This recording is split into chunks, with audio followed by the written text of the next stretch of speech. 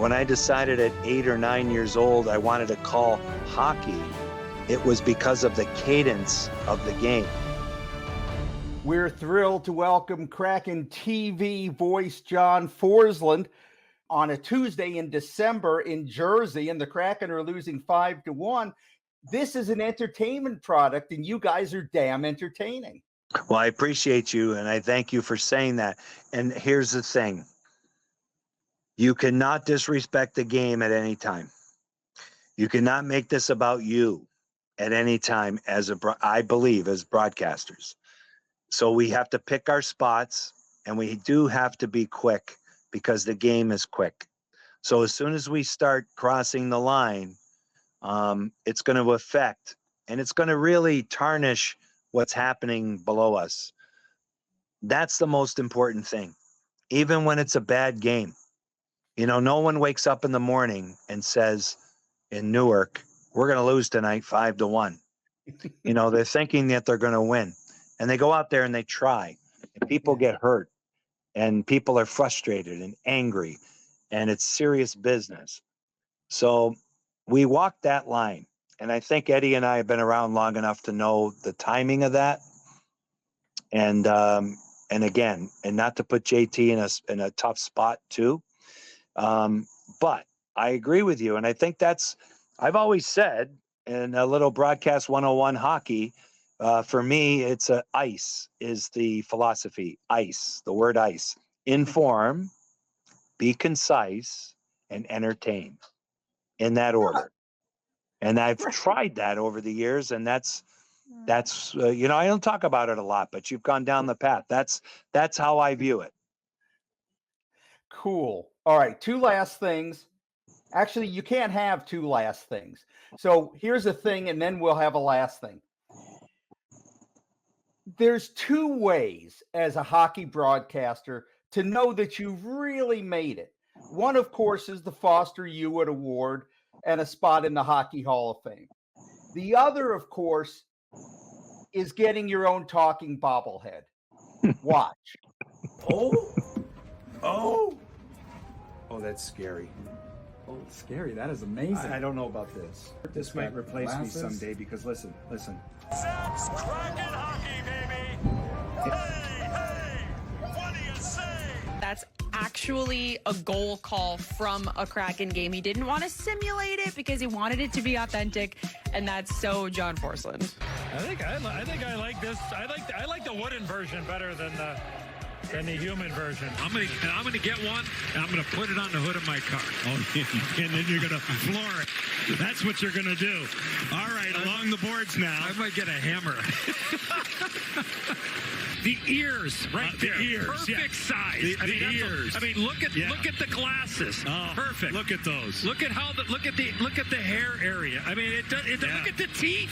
Yeah. Look at that. That's better. It doesn't matter. It's all better. It's all better than the real thing. Yeah. I think your new nickname might be Woody after that.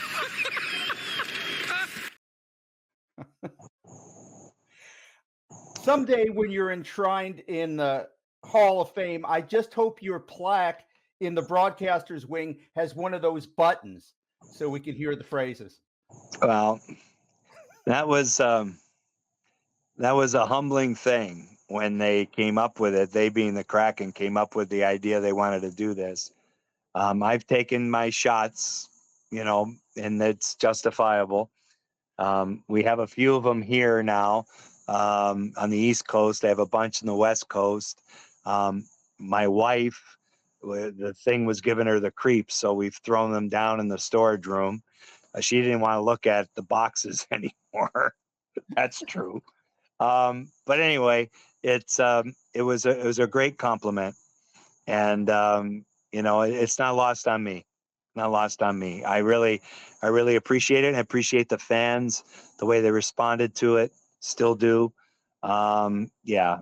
It's a highlight, and I've had a lot of highlights in a short period of time in that city. Well deserved. Okay, now I'll close with this. We heard on that clip two of your signature calls, which are iconic, but neither one is my personal favorite. My favorite John Forslund signature is 3 words. Here it is. That's my favorite because often I am multitasking, like I'm sure a lot of people are, while watching the game on TV. Now, full disclosure, multitasking for me is making sure my arm doesn't fall into the onion dip, but it's still multitasking. So anyway, when I hear you say, here it is, I know to turn my full attention to the screen because something important is about to happen. And I think that's a beautiful service that you Thank you. provide viewers. That's one of the nicest things anybody's said. I appreciate that, because it makes me feel good to hear that, because that's basically what happens, and that's why I fell in love with the cadence of hockey. So when I decided, I wasn't trained to do this in a school or anything. When I decided at 8 or 9 years old I wanted to call hockey, it was because of the cadence of the game. The great broadcasters, the Danny Gallavans, Dan Kelly, Doc Emmerich, Bob Cole, Foster Hewitt, way back when, these guys were able to carry the cadence of a sport. I feel we're in back of it. Okay. I'm in back of the game. The puck goes down. That's why I tell producers this all the time. We can lay out all kinds of game plans, story wise and graphics and everything else.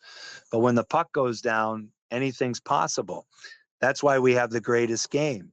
And there's a pace to it, and there's a cadence to the call.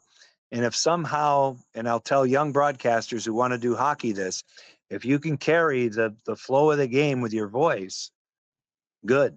So what you just said, Glenn, means a lot to me. The phrases are all organic. The hey, what do you say was my dad's. That's one that I contrived. I purposely did that in the 80s. Everything else came out of somewhere. I've heard it. It's not like they're completely original, but they've happened organically, and I still do that. I never plan anything out. But to hear you say that about here it comes, here it is, that's what I'm supposed to do. It got me in trouble. It got me in trouble once with a previous owner of the Carolina Hurricanes, Mr. Peter Carmanis, who I owe a great deal to and respect a great deal. But he and I went at it over the years about my objectivity stance and all these different things.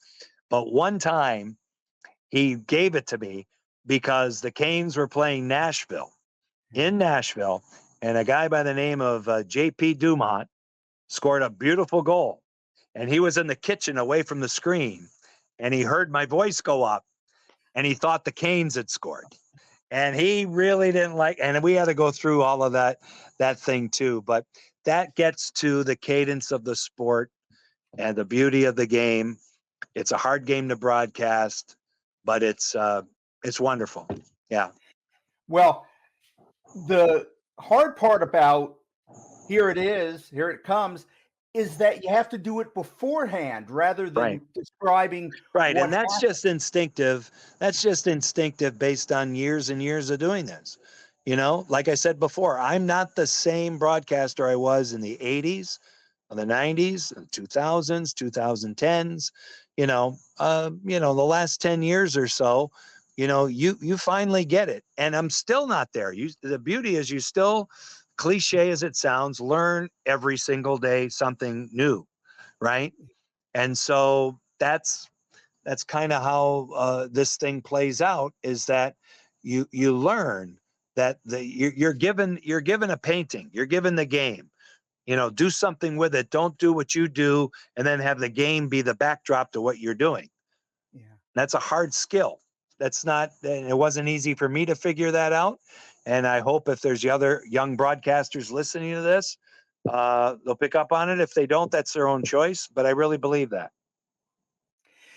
I don't know if this story is apocryphal, but Danny Gallivan, who used to say a cannonading blast. Yeah. An English teacher supposedly came up to him one time and said, "Sir, cannonading is not a word. It is And now. that's what Danny Gallivan said. Had you heard this story? Yes. And It growing is up in New England, TV 38 did all the Bruins games. Yeah. And a guy named Fred Cusick was one of my influences.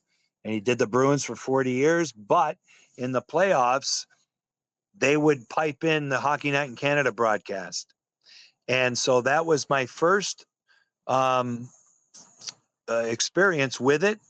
And the first time I was exposed to it, and I heard this guy, Danny Gallivan, and he was the best, if not, one of, if not the, it's hard to say who the is, but he's, the way he carried the game, you knew, here come the Canadians, everybody up for the Canadians. You knew here they're gaining the line. Here they come. The crowd's in a crescendo. It's going to happen.